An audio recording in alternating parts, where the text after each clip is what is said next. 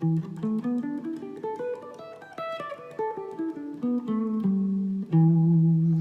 this is a quick tutorial for the E minor pentatonic scale.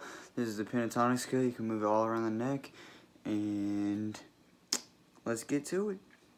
So you're going to start on the 12th fret for the E minor. Start on the 12th fret. Then you're going to go to the 14th.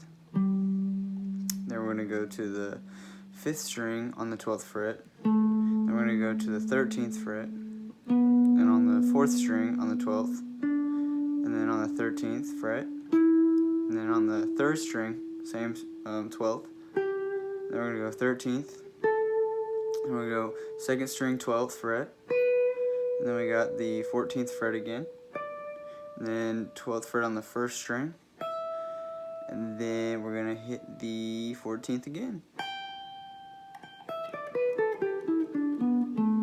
And that is a quick tutorial. Thank you.